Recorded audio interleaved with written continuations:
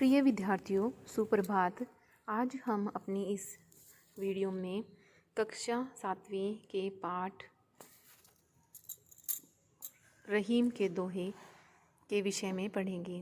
तो बेटा, रहीम जी ने जीवन की वास्तविकता से बहुत परिचित व्यक्ति थे। तो जीवन में जितने भी अनुभवों से उन्होंने सीखा है उसके बारे में उन्होंने दोहे के माध्यम से हमें बताया है। तो सबसे पहला जो दोहा है बेटा वो है, कही रहीम संपत्ति सगे बनत बहुत बहुरीत, विपत्ति कसोटी जे कसे तेई साचे मीत।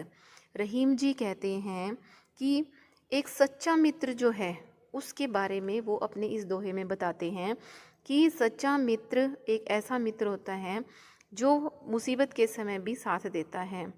तो संपत्ति अर्थात धन दौलत, जब धन दौलत साथ होते हैं तो बहुत सारे लोग जो है वो हमारे हितैषी बन जाते हैं, अर्थात हमारा कल्याण करने के लिए तैयार हो जाते हैं। लेकिन विपत्ति कसौटी जे कसे, लेकिन जो विपत्ति के समय, मुश्किल के समय जो हमारा साथ देता है तेई साँचे मित्र, वो ही सच्चे मित्र होते हैं। अर्थात एक मुश्किल समय में ही सच्चे मित्र के बारे में पता चलता है। तो नेक्स्ट, जाल परे जल जात बही तजी विनन को मोह, रहीमन मछरी नीर को तहु न छाड़ती छो। तो रहीम जी कहते हैं इस दोहे में कि देखो, जाल परे जल जात बही, कहते हैं जब जाल डाला जाता है मछली को पकड़ने के लिए तालाब में, तो जाल में मछली जैसे ही फंस जाती है तो पानी जो है क्या करता है, तजी मीनन को मोह, वो जो है मीनन अर्थात मछली उसके मोह को, उसके साथ उसके लगाव को त्याग देता है, छोड़ देता है। रहीमन मछली नीर को तऊ न छाड़ती छो। तो रहीम जी कहते हैं कि पानी तो उसका मोह छोड़कर चला बह जाता है, लेकिन फिर भी पानी के प्रति मछली जो है वो अपने प्रेम को नहीं छोड़ पाती, और वही जो प्रेम है उसका पानी के प्रति, वो उसके प्राण ले लेता है। तरुवर फल नहीं खात है सरवर पियत ने पान, कही रहीम पर काजित संपत्ति संची सुजान। तो रहीम जी अपने इस दोहे में कहते हैं कि सज्जन जो व्यक्ति होते हैं वो हमेशा परोपकार करते हैं, वो दूसरों से अपनी भलाई के बारे में इच्छा नहीं करते। तो कहते हैं जैसे वृक्ष अपने फल स्वयं नहीं खाता, एक फलदार वृक्ष देखिए वो हमेशा दूसरों को छाया देता है, और उस पर जितने भी फल लगे होते हैं क्या वो स्वयं खाता है? वो नहीं खाता। वो क्या करता है? सिर्फ परोपकार करता है। सरोवर अर्थात तालाब, पियत ने पान, तालाब जो है अपना पानी स्वयं नहीं पीते।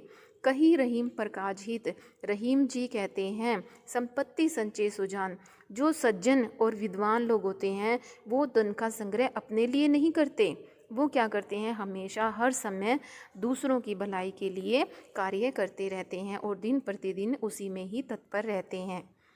तो जो दोहा है बेटा, चौथे जो दोहा है उसमें बताया गया है कि थोथे बादर कवार के जो रहीम गहरात, धनी पुरुष निर्धन भये करे पाछली बात। तो थोथे बादल कवार का एक ऐसा मौसम होता है बेटा जिसमें जो है क्या होता है, बादल जो है वो गरजते रहते हैं और वो बरसते नहीं हैं। तो जैसे एक बादल जो होता है वो आश्विन के माह में, आश्विन के महीने में आकाश में जो घने बादल छाए होते हैं वो केवल गरजते हैं और वो बरसात नहीं करते, उसी प्रकार निर्धन लोग भी क्या करते हैं, अपने जो बीते हुए सुख है, यानी जो उन्होंने सुख के पल अपने पिछले दिनों में बिताए हैं, उन बीते हुए सुख के दिनों की बातें करना भी उनके सामने बेकार है, क्योंकि आज जो है वो अपनी पिछली बातों को याद करके हमेशा उनको ही दोहराते रहते हैं और अपने मन को दुखी करते रहते हैं। लेकिन आज के समय में, आज परिवर्तनशील जो समाज है उसमें उसका कोई भी अर्थ नहीं है, तो आज उनका कोई लाभ नहीं है, आज उनकी कोई उपयोगिता नहीं है। जी ने अपने इस दोहे में मनुष्य को धरती के समान सहनशील बनने की प्रेरणा दी है। रहीम जी कहते हैं कि जिस प्रकार धरती का ये नियम है कि वह शीत यानी सर्दी और घाम अर्थात गर्मी और मेह अर्थात बरसात, इन सभी को समान रूप से सहन करती है। तो धरती गर्मी, सर्दी और बरसात, इन सभी मौसमों में एक समान रहती हैं। उसी प्रकार जैसी परे सो सही रहे, त्यों रहीम यह दे। उसी प्रकार मनुष्य को भी का यह शरीर भी धरती की तरह जीवन के सुख दुख रूपी हर परिवर्तन को सहनशील बनने की प्रेरणा मिलती है।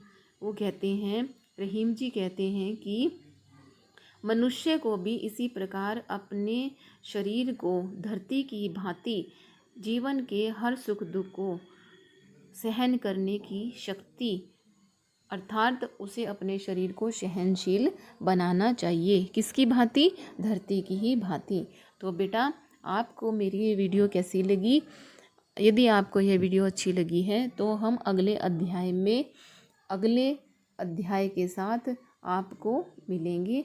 धन्यवाद।